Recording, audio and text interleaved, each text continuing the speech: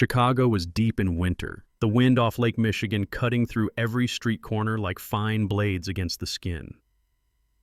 That afternoon, Ethan Cole, a 68-year-old man who had founded and once personally steered the Cole's Grill restaurant brand, stood quietly on a street corner, gazing across at the glass building that housed branch number 14. The thick ash-gray coat he wore was faded with age, a knit cap pulled low, and large framed glasses that seemed to sink his eyes further into shadow. His shoes were worn down at the heels, each step making a faint sound that almost blended into the hiss of the wind. No one could tell this was the man who had built what was once a dining empire and a point of pride for the city. The glass door opened and the soft chime sounded as Ethan stepped inside, feeling the immediate contrast of warmth compared to the cold outside. But this warmth was not from any welcome. Not a single eye turned toward him. The hostess stand sat empty, while a few employees near the bar clustered together in laughter, occasionally glancing his way with a mix of curiosity and faint disdain. He found an empty table in the corner, sat down slowly, and ran his hand over the cold surface scattered with crumbs from the last guest. A young server walked past, eyes fixed on her phone, not even glancing toward him. From the far side of the room came hushed whispers from the staff.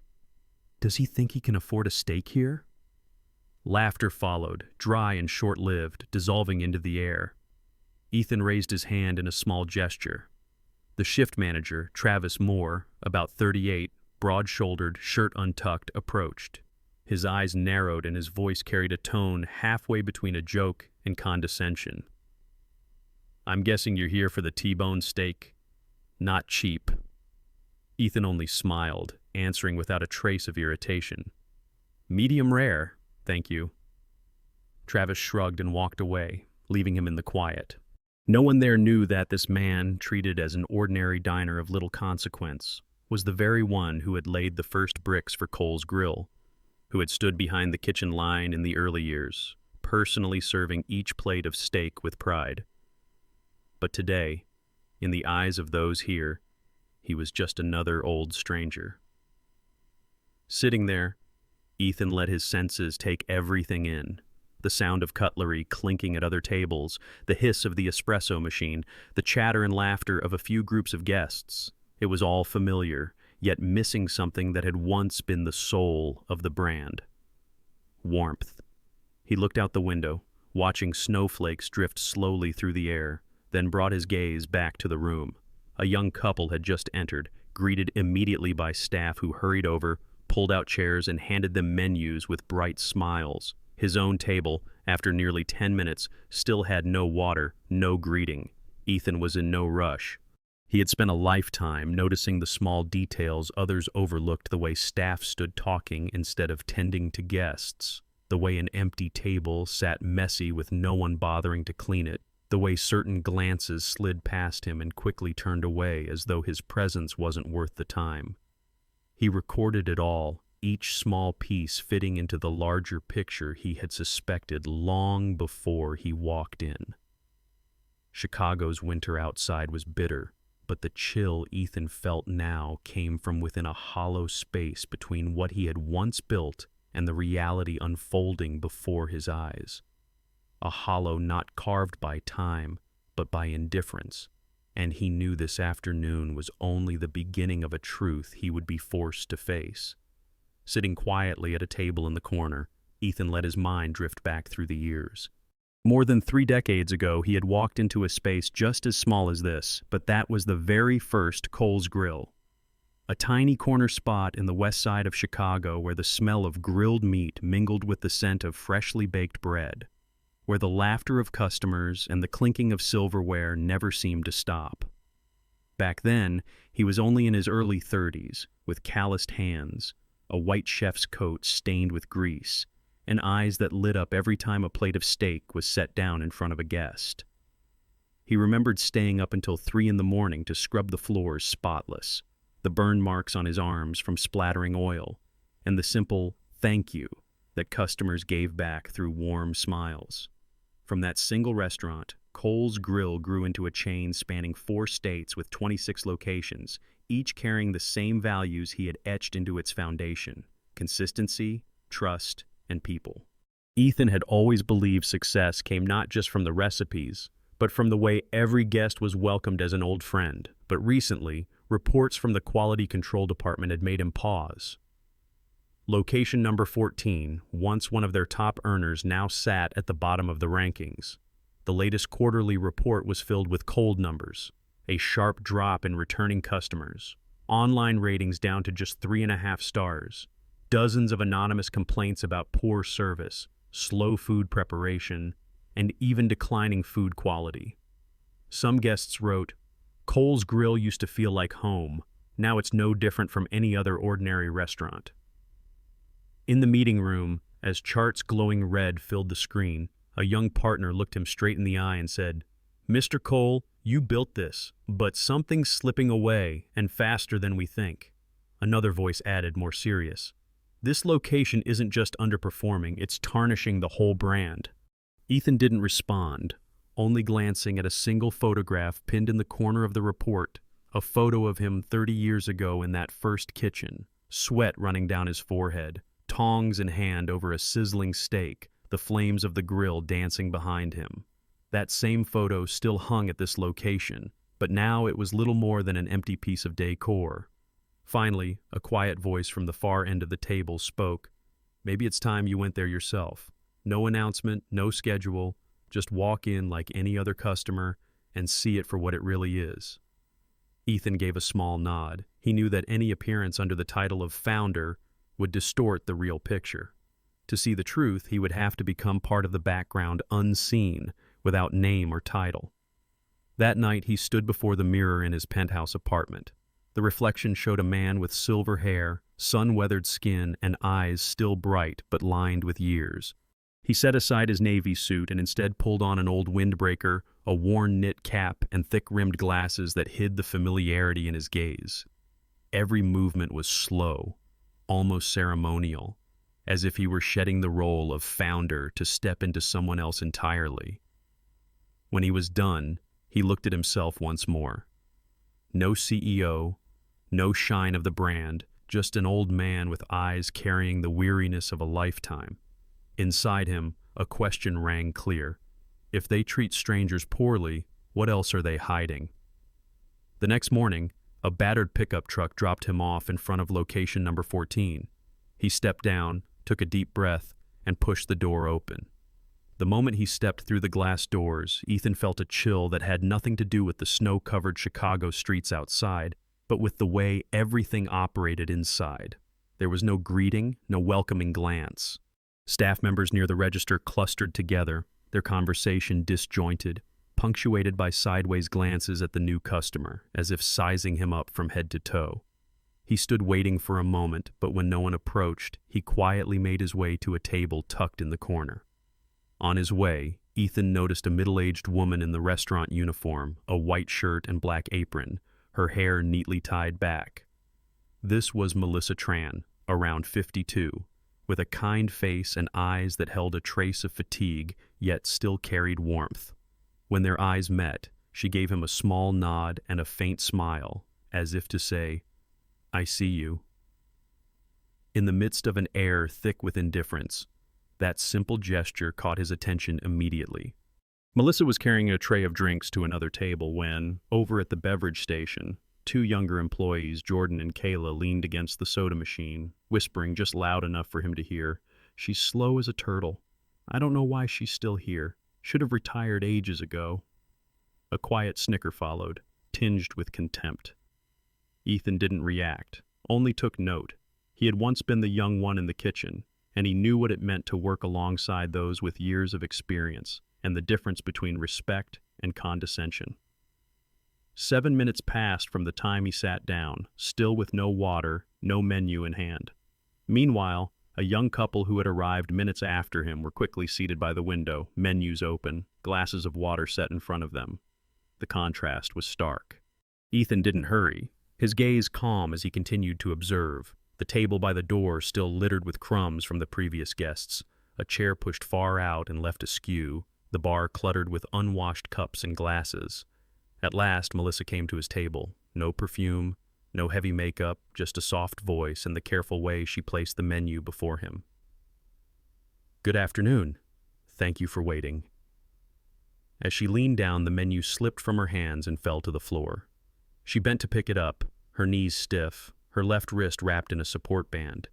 Ethan noted every detail, signs of years spent working without pause. Melissa retrieved the menu, smiling as if to assure him it was nothing worth fussing over, and said gently, "I'll bring your water right away." It was the first time since he'd walked in that someone had looked him directly in the eyes with genuine goodwill. A small moment, yet completely different from the rest of the experience. And in that moment, he began to realize, amid a team steeped in apathy, there was still someone trying to preserve the warmth this place once had. From the beverage station, Jordan's voice carried again. "Don't know why she insists on working lunch shifts. She's so slow, it just holds everyone back." Kayla laughed and nodded, her tone dripping with mockery. "Exactly, and no customer even likes her." Ethan placed his hand on the table, tapping a slow rhythm not out of irritation, but because he was already piecing together what he'd seen. This wasn't just a few stray jokes, it was a habit deeply rooted. And when such a habit existed openly, it meant it was being tolerated from higher up. Melissa returned, pen and notepad ready, her voice steady. "Are you ready to order?" Ethan looked her in the eyes and enunciated each word clearly. "T-bone steak, medium rare." She wrote it down carefully, repeating the order back to him, and was just about to turn away when a young male server swooped in, snatching the slip from her hand. "I'll run this to the kitchen. Chill." Melissa hesitated slightly, but said nothing. Ethan watched, his eyes not angry, but focused like someone observing an experiment whose results he could already begin to predict. He knew this meal would tell him more than any report ever could, and from here, every sense he had was tuned to the smallest details, every gesture, every word, so he could piece together the true picture of a location he had once been proud of. Ethan sat in silence, letting time pass as if it were part of an experiment. He glanced at his watch. 15 minutes. 25 minutes. No one returned to the table. The clink of silverware rang steadily from other tables, yet before him was still nothing but an empty setting, not even a glass of water. When the minute hand reached 38, a large plate was finally set down without an apology, without eye contact. The server walked away almost immediately. Ethan looked down at the dish. The T-bone steak, instead of the warm pink juiciness of a medium rare, was dry and dark, its edges charred black, already cooling when he held his hand near. He cut into it, the knife dragging rather than gliding through the tough fibers. As he chewed, the bitterness of burnt meat overpowered the flavor of the beef, leaving a blandness where there once had been richness. Years ago, he had spent months perfecting the grill's temperature, selecting cuts with just the right marbling, ensuring each steak was an invitation to return. Now, what sat before him was nothing more than a careless imitation, stripped of soul. He set the knife down, unwilling to take another bite. At the next table, the young couple had finished their appetizers and were just being served steaming entrees. Their laughter mingled with praise for the perfectly cooked dish. Ethan felt no envy, only the clarity of an undeniable truth. This wasn't about a busy kitchen or a shortage of ingredients, but an invisible selection who was prioritized and who was left behind. He raised his hand slightly to call over a young server passing by. The young man paused, flicked his eyes toward him, then approached with a distracted tone. "Do you need something?" Ethan kept his voice calm. "Did the chef read my order correctly?" The answer came instantly, too quickly, as if rehearsed. "Probably just a system glitch. Happens sometimes." Then a quick, "Sorry about that," with a rushed smile before the server left, not giving Ethan a chance to ask anything more. The restaurant wasn't at capacity. The pressure to serve was minimal, yet no one seemed to care whether what he said was true or not. A few minutes later, Melissa appeared with a chilled glass of water on her tray. She set it down gently, straightened the napkin beneath it, then stood there for a moment with her hands clasped together. "I'm sorry you had to wait so long, and that your meal wasn't what you expected. This place, it used to be better." Her voice was low, sincere, nothing like the hollow apologies scripted into training manuals. Ethan didn't respond immediately, only gave a small nod. He understood she wasn't speaking for praise, but out of a sense of responsibility, even if no one else in the restaurant felt the same. When Melissa walked away, Ethan turned his eyes toward the kitchen. The door was ajar, yet there was no sound of sizzling pans or the rhythmic chop of knives. He rose from his seat and walked slowly toward it. Through the narrow gap, the sight made him pause. Head chef Ralph Jenkins, his apron still spotless, shoes kicked off under the chair, arms folded, asleep on a folding chair. On the tray beside him sat half a sandwich and a phone still glowing with its screen on. The kitchen was cold, the grill entirely shut down. Ethan said nothing, just stood there for a few seconds before returning to his table. He knew then that no further reports or customer surveys were necessary. This single image explained the steady decline. And he also knew that today's inspection would not end with simple observation. The lunch service edged toward its close, yet the air in the restaurant remained heavy, as if every employee were simply waiting for the moment their shift would end so they could leave. Ethan sat still, untouched food before him. The glass of water remained nearly full, condensation sliding down onto the neatly straightened napkin Melissa had adjusted earlier. From a distance, he watched her still moving between tables, the tray in her hands heavy, her grip faintly trembling, yet her steps steady. No one offered her help.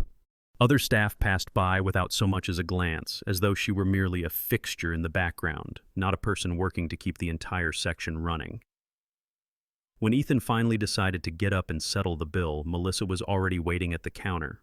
There were no hollow pleasantries like, "How was your meal?" or "We hope to see you again."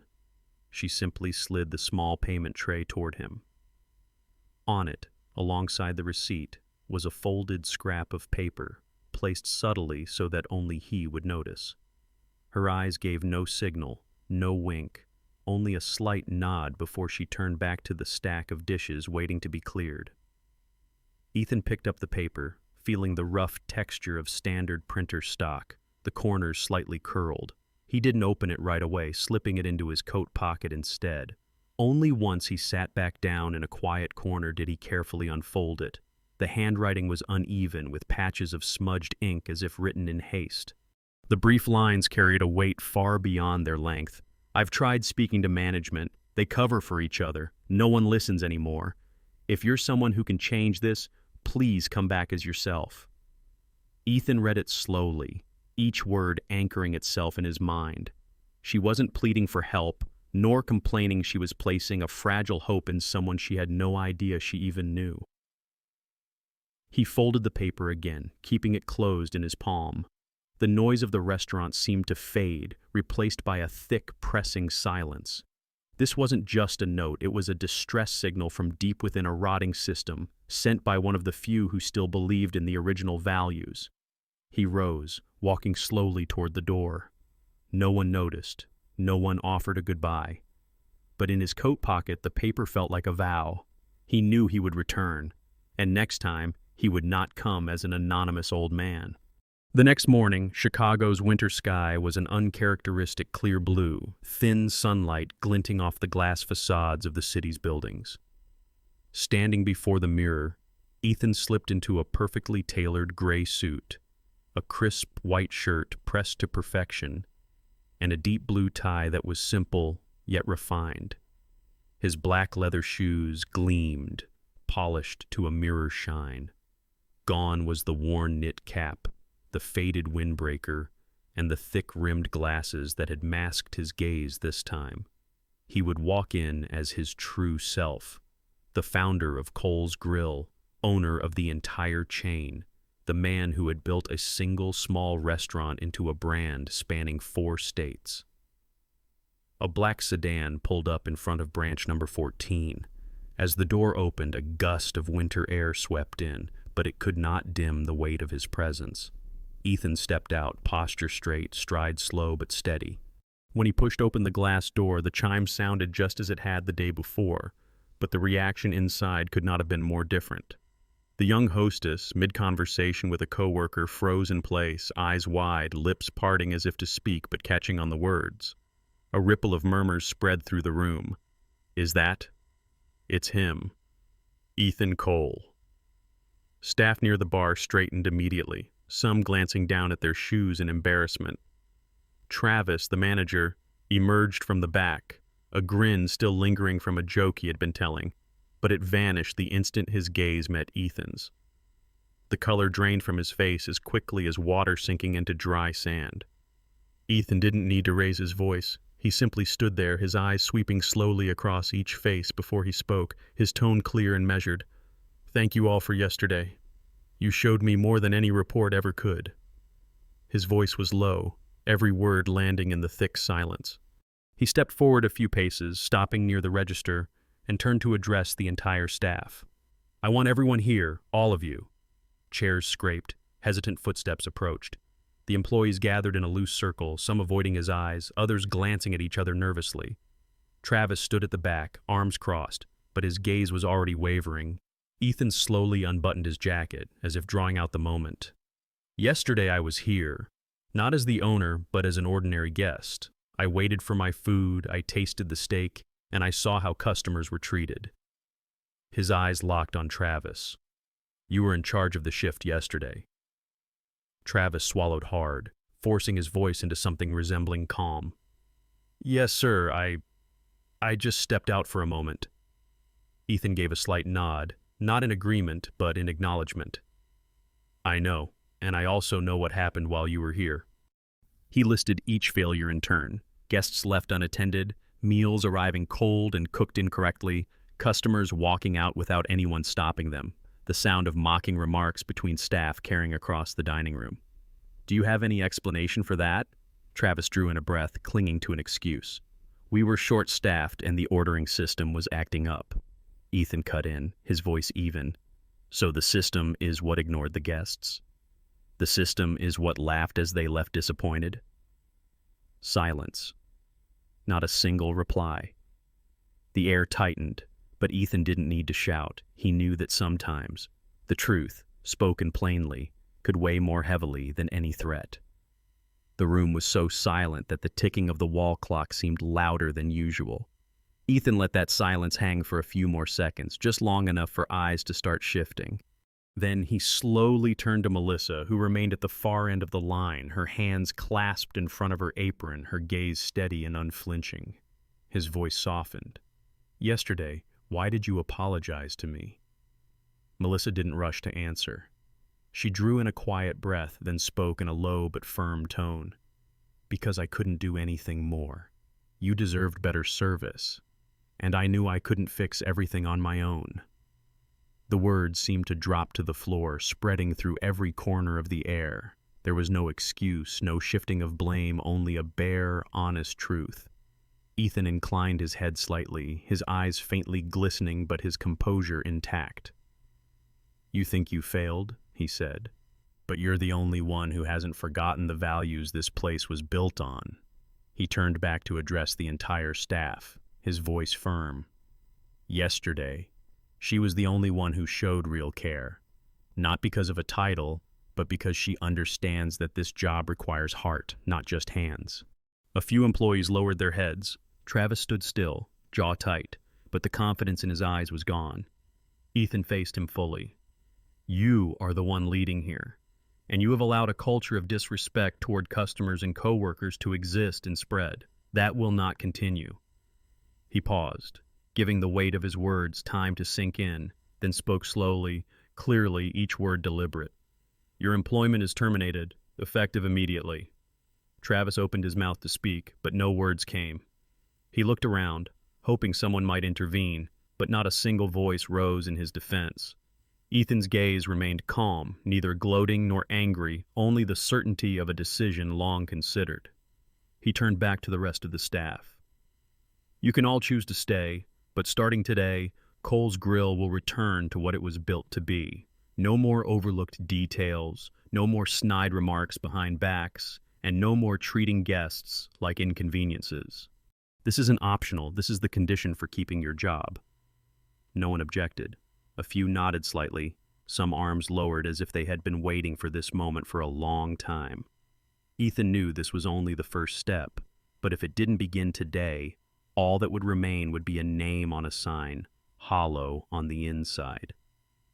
Ethan walked slowly toward the counter where the restaurant's management tablet rested on its stand.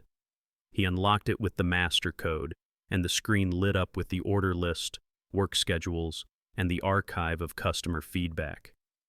Without a moment's hesitation, he selected the Customer Complaints Last 3 Months section and scrolled through dozens of grievances, each line a confirmation of what he had just witnessed with his own eyes. He composed a short but direct message. "We are sorry. We have listened. We have changed. And we look forward to welcoming you back." There were no discount vouchers, no promotional offers, only a promise written out of sincerity. He sent that message to every email address on the list as a prologue to a new chapter. Then Ethan turned back to the staff, his gaze settling on Melissa. He reached into the pocket of his suit jacket and pulled out a new nameplate, polished silver, engraved with the words "Head Floor Supervisor, Melissa Tran." Speaking slowly, he said, "From today, you are not only the one who keeps this place clean and in order. You will lead it. You are the one who kept the heart of this branch beating when everything around it was close to giving up." Melissa's eyes widened slightly, her movements pausing for a brief moment. Her hands trembled just a little as she accepted the nameplate. She said nothing, only gave a single deep, resolute nod. Ethan turned to the rest of the team. "If one day you forget why you do this job, look at her.